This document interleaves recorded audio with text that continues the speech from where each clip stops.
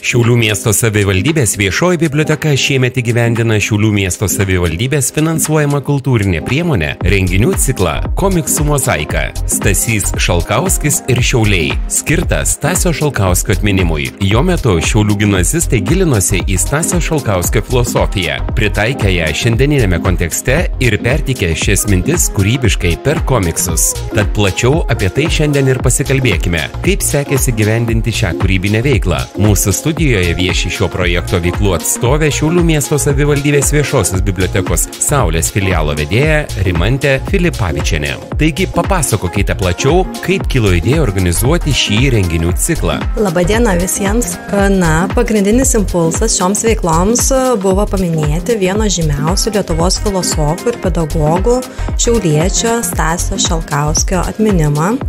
Ir bibliotekos siekis buvo ne tik įamžinti jo idėjas, bet ir įtraukti jaunimą, suteikiant jam šiuolaikišką, kūrybišką būdą pažinti filosofiją.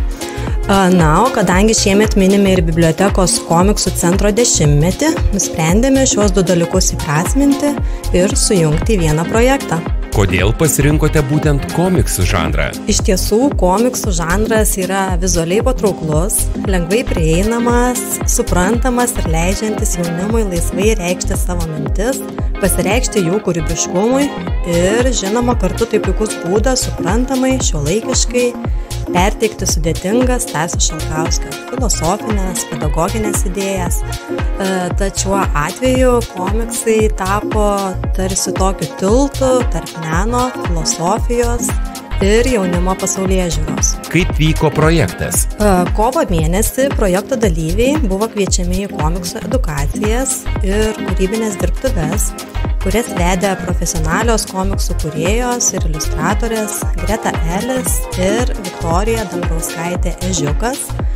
Užsiėmimų metu jaunimas gilinosi į Stasio Šalkauskio filosofinės mintis, bandė jas pritaikyti šiuolaikinėme kontekste, ir galiausiai kūrė savo individualius komiksus. Ir iš atrinktų darbų Greta Elis ir Viktorija Ežiukas sukūrė 10 komiksų plakatų, kuriais nuo šiandien galės pasigrožėti šiauliečiai ir miesto svečiai. Kur žmonės gali pamatyti šios darbus? Taigi, nuo šiandien iki gegužės 26 dienos komiksų plakatai su mokinių kurtais darbais eksponuojami šiose vietose esančiose afišose.